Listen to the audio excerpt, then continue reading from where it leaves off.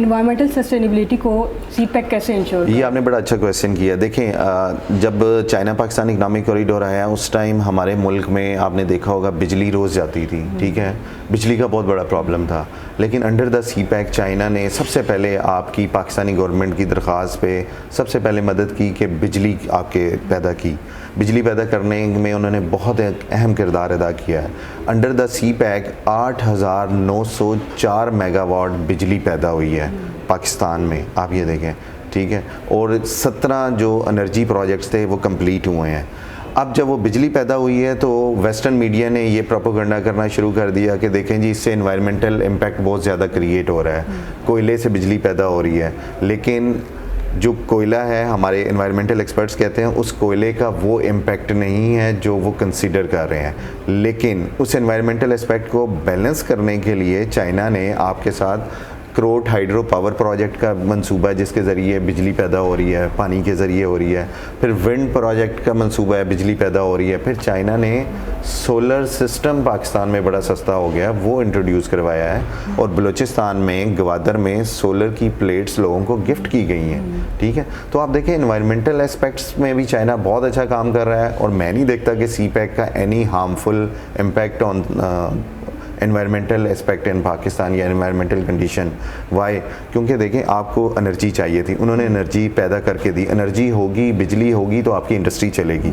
तो इंडस्ट्री चलाने में चाइना का बहुत बड़ा किरदार है, और चाइना ने विंड के ज़रिए आपको बिजली दे रहा है, चाइना हाइड्रो के ज़रिए दे रहा है, चाइना कोल के ज़रिए दे रहा है। और कोल इस्तेमाल करने वाले हम पाकिस्तान अकेला मुल्क नहीं है, यहाँ पे आपको वेस्टर्न कंट्रीज़ में भी कोल मिलेगा जहाँ पे कोल के ज़रिए बिजली पैदा की जा रही है।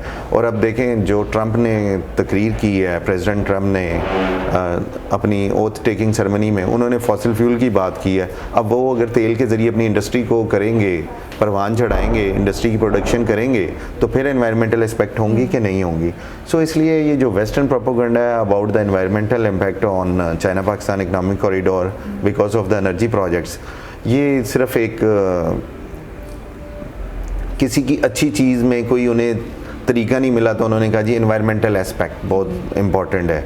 तो एनवायरमेंटल एस्पेक्ट इम्पॉर्टेंट है, बिल्कुल इंसानी ज़िंदगियों के लिए इम्पॉर्टेंट है, लेकिन सीपैक के अंदर कोई ऐसे प्रोजेक्ट्स नहीं हैं जिससे इंसानी ज़िंदगियों को कोई प्रॉब्लम हो सके। इसलिए मैं कहूँगा सीपैक कंटिन्यू है, इससे कंटिन्यू रहना चाहिए, और इसको नेक्स्ट फेज़ में जैसे हमारी एग्रीकल्चर डेवलपमेंट में चाइना पाकिस्तान इकनॉमिक कॉरिडोर बहुत अच्छा किरदार अदा कर रहा है।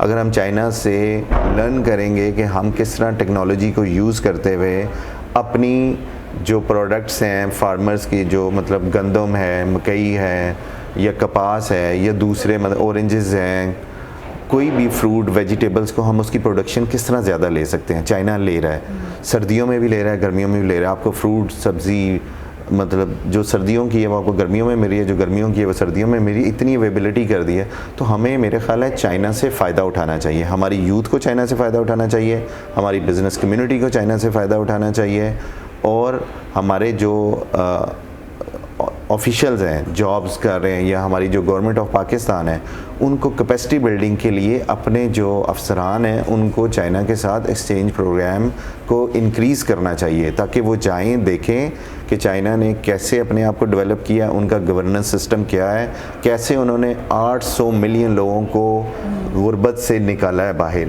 ये मॉडल जब आप अपनाएंगे फिर आपको पता चलेगा कि यार चाइना क्या है। चाइना एक ग्लोबल पावर है, और चाइना अमर्जिंग सुपर पावर है, इसलिए चाइना का हाथ थाम के पाकिस्तान तरक्की जल्दी कर सकता है, ये मेरी राय में। ठीक है।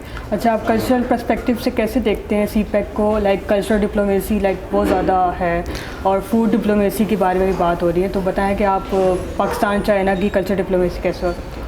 देखिए, मैं फिर अगेन कहूँगा कि सीपैक के लॉन्च से पहले हमारे जो रिलेशंस थे वो स्ट्रेटेजिक थे, ठीक है। After the launch of the CPEC हमारे रिलेशंस जो हैं वो इकोनॉमिक हुए। हमारे रिलेशंस में चाइना पाकिस्तान एजुकेशन कॉरिडोर का इजाफा हुआ, एम्प्लॉयमेंट अपॉर्चुनिटीज़ का इजाफा हुआ।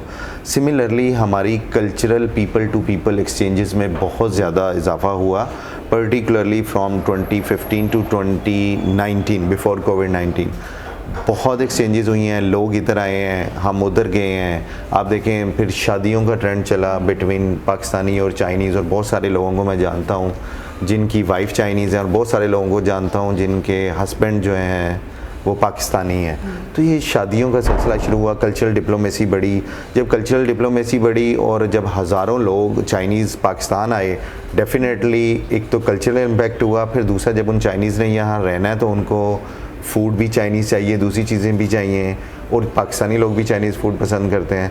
तो उसके बाद फूड डिप्लोमेसी में आप समझ लें कि इजाफा हुआ, एक तरह की फूड डिप्लोमेसी इंक्रीज़ हुई। अब चाइनीज़ रेस्टोरेंट्स बहुत ज़्यादा पाकिस्तान में खुल रहे हैं। आप F7 में जाएं, आपको ओरिजिनल शिनजियांग के चाइनीज़ रेस्टोरेंट्स मिलेंगे, जिस पे आपको बिल्कुल वही सिमिलर कबाब का, राइस का टेस्ट मिलेगा जो सिमिलर टू पाकिस्तान है। तो आप ये देखें कि अगर चाइनीज़ रेस्टोरेंट्स इतने ज़्यादा तेज़ी से पाकिस्तान में इजाफा हो रहा है, बल्कि मैं अब आपको बताता हूँ कि चाइनीज़ कंपनीज़ बहुत ज़्यादा आ रही हैं। अब चाइनीज़ टी का ट्रेंड आने लगा है पाकिस्तान में, Chinese T houses, coffee houses खुलने लगे हैं। फिर आप देखिएगा लोग किस तरह जाते हैं, चाइनीज़ बबल टी आ गई है, F10 में आप जाएं, ये सारा अंडर द सी पैक हो रहा है, और ये बहुत बेहतर है। जितनी चाइनीज़ इंडस्ट्री पाकिस्तान में आएगी, फूड इंडस्ट्री आएगी, उतनी एम्प्लॉयमेंट अपॉर्चुनिटीज़ आपके लोकल्स के लिए क्रिएट होंगी। आपके वहाँ पे एम्प्लॉयमेंट जब अपॉर्चुनिटीज़ होगी, उनकी खुशहाली होगी।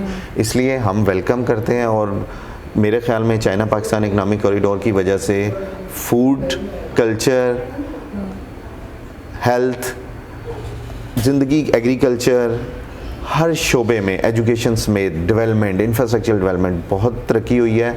हमें सी पैक को तेज़ी से इम्प्लीमेंट करना चाहिए। 2030 तक हमें इसे इम्प्लीमेंट करने की कोशिश करनी चाहिए। इसके फ़ेज़ 2 से जितना फ़ायदा हम अपने पाकिस्तानी लोगों को दे सकते हैं, हमें इस पे फोकस करना चाहिए, और किसी भी तरह के वेस्टर्न प्रोपेगेंडे में नहीं आना चाहिए, ना गवर्नमेंट को आना चाहिए, ना पब्लिक को आना चाहिए। What's your perspective about BRI? Can you explain इन?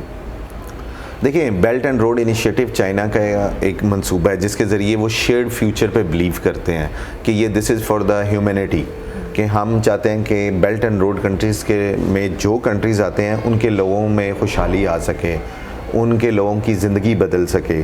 तो ये चाइना का मंसूबा है जिसके ज़रिए वो उन कंट्रीज़ में रोड और इंफ्रास्ट्रक्चर दे रहे हैं, वो उनके साथ इकनॉमिक एग्रीमेंट्स कर रहे हैं, उनकी डेवलपमेंट के लिए काम कर रहे हैं। अभी अफ्रीका के साथ चाइना बहुत ज़्यादा काम कर रहा है। तो BRI is basically for the prosperity of the world, मेरे ख्याल में प्रॉस्पेरिटी ऑफ द पीपल।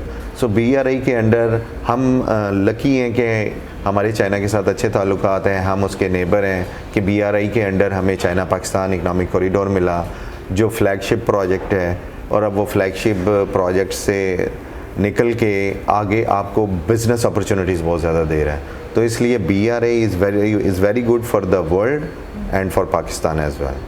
अच्छा, मैं लास्ट क्वेश्चन पूछूंगी कि आप फ्यूचर पर्सपेक्टिव से क्या देखते हैं सी पैक को, कि क्या आने वाले जो डिकेड्स हैं उसमें क्या हो सकता है सी पैक का, और क्या हमें एडवांटेजेस होंगे और डिसएडवांटेजेस में हम लोग रहेंगे, या पाकिस्तान को क्या एडवांटेज मिलेंगे ज़्यादा? देखिए, अगर आप सी पैक को ओवरऑल रेट करें तो आपको फ़ायदे ही फ़ायदे हैं, नुकसान कोई नहीं है। और चाइना पाकिस्तान इकनॉमिक कॉरिडोर को मैं अंडर दिस गवर्नमेंट देख रहा हूँ कि बड़ी तेज़ी से इस पर डेवलपमेंट हो रही है, और ये प्रोग्रेस जारी रहेगी, और ये जारी रहनी चाहिए। और मेरे ख़्याल में सी पैक को जल्द से जल्द इम्प्लीमेंट करने में प्राइम मिनिस्टर शहबाज शरीफ, एहसन इकबाल अपना पूरा किरदार अदा कर रहे हैं।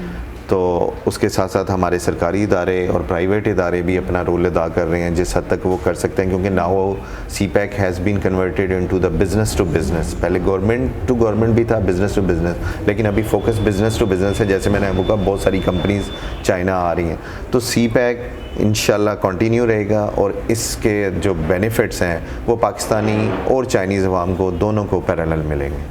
Thank you so much doctor Furqan, आपने टाइम दिया हमें, और हम आपसे दोबारा पॉडकास्ट करेंगे जब भी आपके पास टाइम हो तो। नहीं, welcome, it's honour for me कि आपकी ऑर्गेनाइजेशन ने पॉडकास्ट के लिए मुझे कांटेक्ट किया।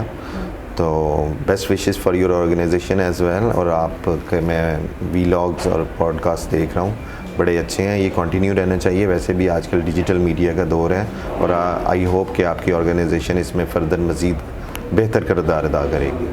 Thank you.